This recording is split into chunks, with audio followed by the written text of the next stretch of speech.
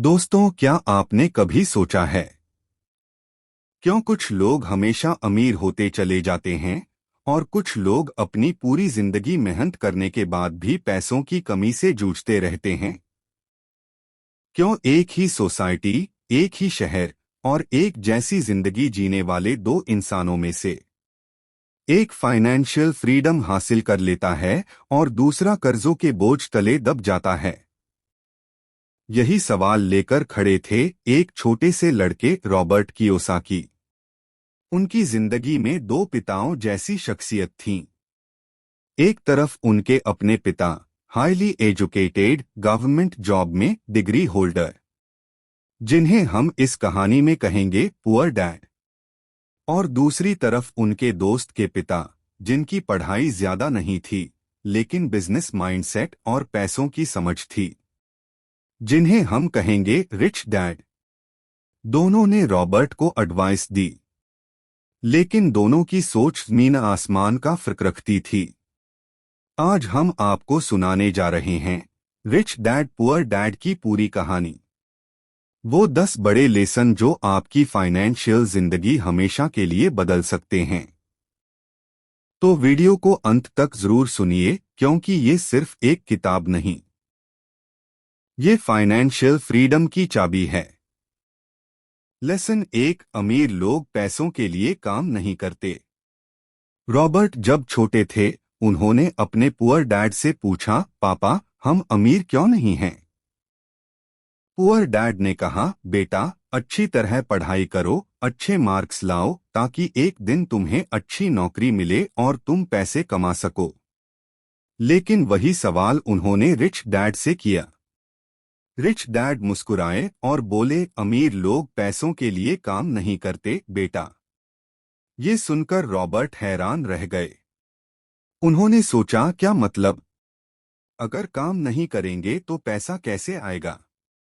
तब rich dad ने समझाया, देखो बेटा, ज्यादातर लोग नौकरी करते हैं सिर्फ इसलिए क्योंकि उन्हें सर्वाइवल चाहिए।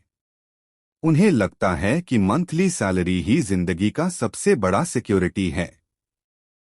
लेकिन सच्चाई ये है कि सैलरी आपको कभी अमीर नहीं बनाती, सैलरी सिर्फ आपको रैट रेस में फंसाए रखती है। थोड़ा जोर देकर, रैट रेस मतलब पैसा कमाओ, खर्च करो, बिल भरो और फिर अगले महीने वही साइकिल दोहराओ।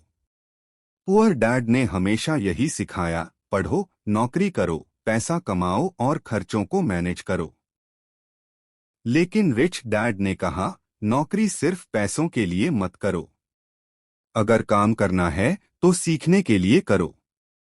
उन्होंने कहा, गरीब और मिडिल क्लास लोग पैसे के लिए काम करते हैं, लेकिन अमीर लोग पैसे को अपने लिए काम करवाते हैं। रियल लाइफ एग्जाम्पल, मान लीजिए आपके पास एक नौकरी है और आप हर महीने 50,000 रुपए कमाते हैं। हर महीने ईएमआई, बिल, बच्चों की फीस और बाकी खर्चे सब डिडक्ट हो जाते हैं। क्या बचा? शायद 5,000 रुपए 10,000। आप सोचते हैं, चलो प्रमोशन मिलेगा तो 70,000 रुपए कमाएंगे। लेकिन जैसे जैसे इनकम बढ़ती है, वैसे वैसे एक्सपेंसेस भी बढ़ जाते हैं। नई कार, नया घर और ज्यादा ईएमआई, यानी रैट रेस कभी खत्म ही नहीं होती। अब सोचिए, एक अमीर आदमी को वो शुरू में भले ही कमाए, लेकिन जो भी पैसा बचाता है उसे एसेट्स में लगाता है। एसेट्स मतलब ऐसे इन्वेस्टमेंट जो उसके लिए पैसा कमाते रहें, चाहे वो सो रहा हो या छुट्टियां मना रहा हो। पुअर डैड, पैसे के लिए काम करो। रिच डैड, पैसे को अपने लिए काम करवाओ। अगर आप अपनी जिंदगी को बदलना चाहते हैं तो सैलरी पर डिपेंडेंट होना बंद करो। पैसे को कंट्रोल करना सीखो, नहीं तो पैसा आपको कंट्रोल करेगा। लेसन 2, असली तालीम, फाइनेंशियल एजुकेशन। रॉबर्ट के पुअर डैड हमेशा कहा करते थे, पढ़ाई जिंदगी में सबसे जरूरी है। अगर अच्छे स्कूल और कॉलेज से डिग्री मिलेगी तो तुम्हें नौकरी की चिंता नहीं होगी। लेकिन रिच डैड की सोच बिल्कुल अलग थी। वो कहते थे, स्कूल आपको अच्छे अंक दिलाना सिखाता है, लेकिन पैसे को संभालना नहीं सिखाता। यही वजह है कि हाईली एजुकेटेड लोग भी फाइनेंशियल स्ट्रगल करते हैं। एजुकेशन का फर्क। पुअर डैड डिग्री और जॉब को सबसे बड़ा अचीवमेंट मानते थे।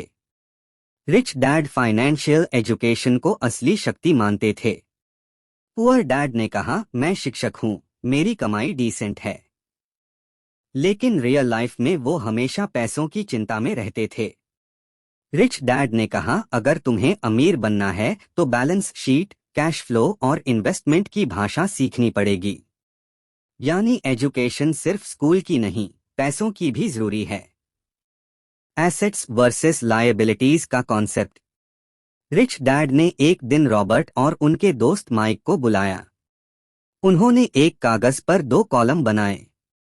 बाईं तरफ लिखा एसेट्स और दाईं तरफ लिखा लायबिलिटीज।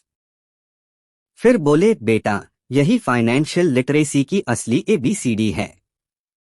उन्होंने समझाया, एसेट्स वो हैं जो आपकी जेब में पैसा डालते हैं। लायबिलिटीज वो हैं जो आपकी जेब से पैसा निकालते हैं। अब पुअर डैड को लगता था कि उनका घर एक बड़ा एसेट है। लेकिन रिच डैड ने कहा, नहीं, जब तक वो घर आपको पैसा नहीं कमा रहा, तब तक वो लायबिलिटी है। एग्जाम्पल, अगर आप एक घर EMI पर लेते हैं और हर महीने उसका लोन भरते हैं, वो लायबिलिटी है। अगर वही घर आप रेंट पर चढ़ा देते हैं और EMI से ज्यादा किराया कमाते हैं, वो एसेट है। यानी फर्क सिर्फ नजरिए का है। पुअर डैड यही नहीं समझ पाए और यही वजह है कि वो एजुकेटेड होकर भी अमीर नहीं बन पाए। मान लीजिए 2 दोस्त हैं, राहुल और अमित। दोनों की सैलरी 60,000 रुपए है। राहुल ने सोचा, मैं EMI पर कार ले लूंगा, सोसाइटी में स्टेटस दिखेगा। अब हर महीने 12,000 रुपए EMI और मेंटेनेंस में चला जाता है। अमित ने सोचा, मैं एक छोटा फ्लैट लूंगा और उसे रेंट पर चढ़ा दूंगा। उसने EMI 15,000 रुपए भरी, लेकिन रेंट 18,000 रुपए मिल गया। दोनों की इनकम एक जैसी थी, लेकिन राहुल लायबिलिटी लेकर फंस गया और अमित ने एसेट खरीदकर पैसिव इनकम बना ली। रिच डैड का लेसन। रिच डैड कहते थे, पैसा कमाना कोई बड़ी बात नहीं है, बड़ी बात है उसे संभालना और मल्टीप्लाई करना।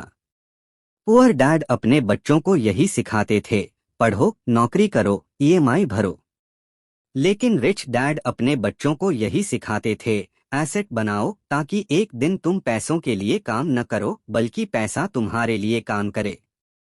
और यही फर्क है रिच और पुअर की सोच में। थोड़ा इमोशनल पॉज।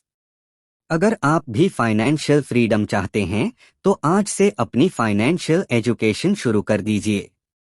किताबें पढ़िए, इन्वेस्टमेंट्स समझिए और सबसे जरूरी एसेट्स और लायबिलिटीज के फर्क को पहचानिए।